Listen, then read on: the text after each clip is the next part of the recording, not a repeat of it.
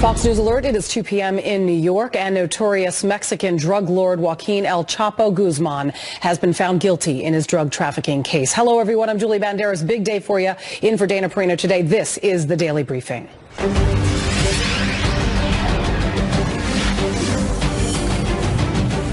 The verdict was announced just shortly after noon at U.S. District Court in Brooklyn, New York. El Chapo, convicted on all 10 criminal counts, now facing life in prison. Brian Yennis is live outside the courthouse with this breaking story and the very latest. Hey, Brian. Hi, Julie. Well, Joaquin El Chapo Guzman was found guilty of leading the Sinaloa cartel over the course of 25 years. He will now spend the rest of his life in a U.S. prison. Now, this Sinaloa cartel, no other cartel has been more responsible for bringing in illicit drugs into the U.S. Cocaine, meth, heroin into the U.S. more than the Sinaloa cartel. He amassed over $14 billion of personal wealth. And today, 12 Americans, 4 men and 8 women, after 34 hours of deliberations over the course of 6 days, found him guilty on all 10 counts. The most important of those counts was count 1, engaging in a continuous criminal enterprise that carried a mandatory life sentence. El Chapo stared directly at the jury during the entire time the verdict was read, just staring at them as the jury stared back. He did not smile, as he has throughout the entire trial. He blew a kiss to his wife, Emma, the 29-year-old beauty queen who has been arriving and being at court every single day throughout this trial. Moments ago, the prosecution talked about the significance of this case. It is a sentence from which there is no escape and no return.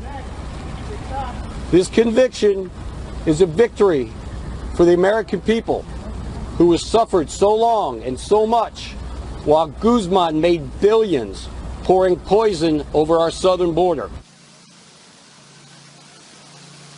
Now, again, the jury did take 6 days to come up with this verdict, which surprised some given the avalanche of evidence. Some 56 witnesses testified, including 14 cooperating witnesses, people who knew El Chapo the most, including one of his many mistresses who testified against him. Now, all of which, though, unfortunately for the defense, proved too much. Take a listen.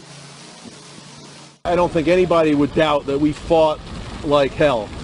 We fought like complete savages and left it all on the battlefield for Joaquin Guzman. I mean, this is America, and no matter who the defendant is, you still have to fight to the death.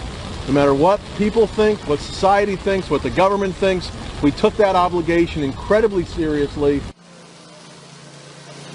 El Chapo's lawyers, Julie, urged the jury to really not give in to the myth of El Chapo. They said that these 14 key witnesses could not be believed because they themselves were drug kingpins and criminals, and that there was enough reasonable doubt in this case to believe that El Chapo was not the main leader. But ultimately, the jury decided that he was, and he'll now spend the rest of his life in prison. The prosecution was just, forward with so much evidence. I mean, overwhelming amount of evidence that helped get a guilty verdict out of this. Just tell us some of the best evidence that the prosecution had. Yeah, Julie, the most important evidence, I think, was really from Christian Rodriguez. This was El Chapo's main IT guy. He handed over all of his personal text messages as well as wiretap phone conversations in which you could hear El Chapo making major drug deals. I think that was huge. And I think the second biggest witness for the prosecution had to be Isaias Valdez. This was the bodyguard of El Chapo. He's the one that testified. He was the last witness to testify for the prosecution, and he said that he saw El Chapo kill 3 people, shoot 2 people in the head, and also shoot another person while burying them alive. So I think that was a major testimony at the end, and that was the last thing that the jury was left with before they went in to deliberate.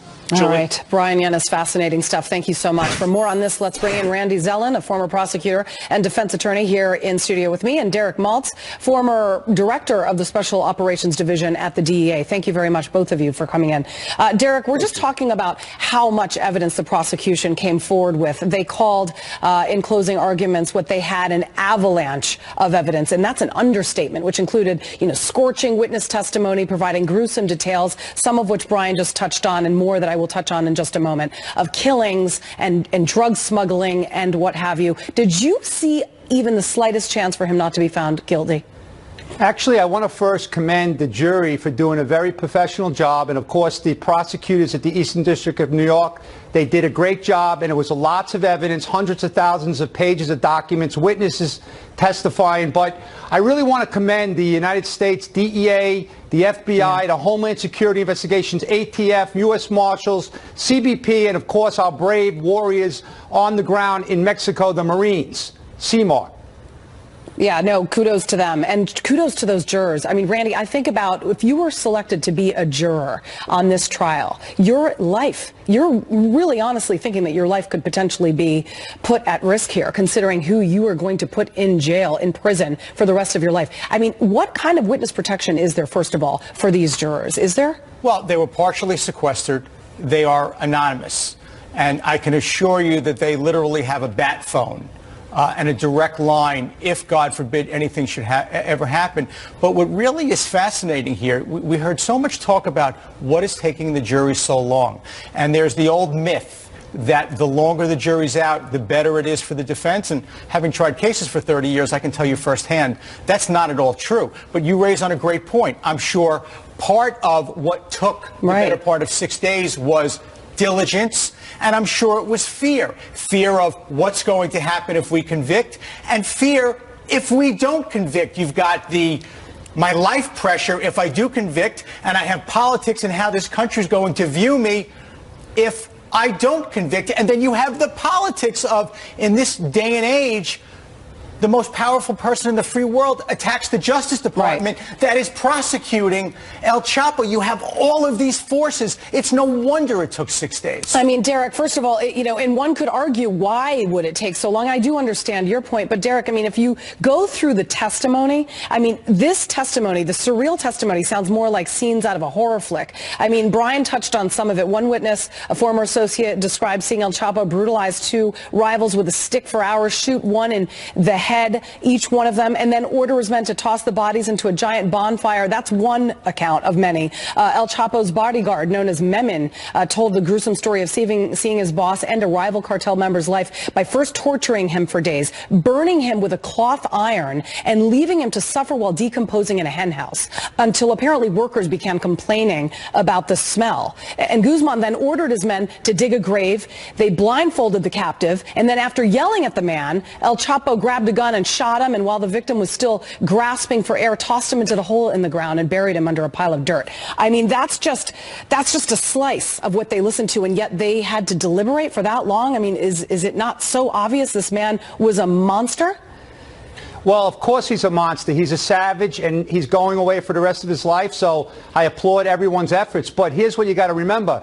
The jury has a duty to professionally review every document, all the jury instructions, and I think they did an amazing job, and I really applaud their efforts. But you got to remember, what you heard at the trial was only a snapshot of what this man has done. What nobody's talking about today is the fentanyl that the Sinaloa cartel is pumping into America, killing our kids at unprecedented levels. We haven't seen anything like this in the history of our country. So Chapo Guzman was one of the geniuses behind coming up with the fentanyl idea to make a lot of money. It was all about the money. That's what drug cartels are involved in. But these cartels are actually operating like terrorists, and I hope the President and the State Department consider designating them as terrorists, because that's what they are. One would hope that this sends a very strong message not only to other drug lords, but to Mexico, and in the midst of our immigration debate that continues to steam on in Washington. Defense attorneys, Randy, meantime slammed the government's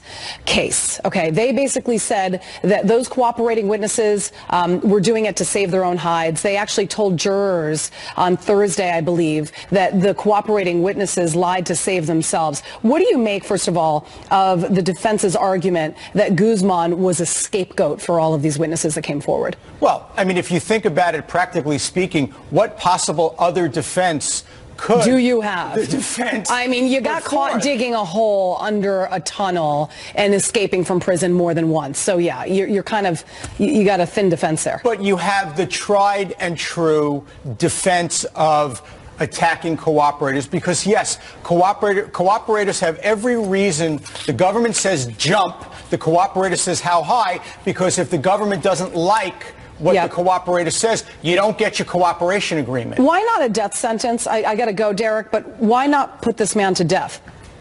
Well, I don't know all the arrangements that they made with Mexico on the extradition, but many times part of the extradition agreement is that there wouldn't be a death sentence. But if you look at all the Americans that Chapo Guzman and the Sinaloa cartel killed, he certainly should be, considered for the death sentence. Certainly anyone who gets found guilty of these sorts of crimes in this country faces the death sentence. But I guess it's different when you're a Mexican drug lord and brought in and extradited, unfortunately. Randy Zelin, thank you very much for coming in. Derek Maltz, we could talk about this for hours. Certainly fascinating case. Thank you both. Thank you very much.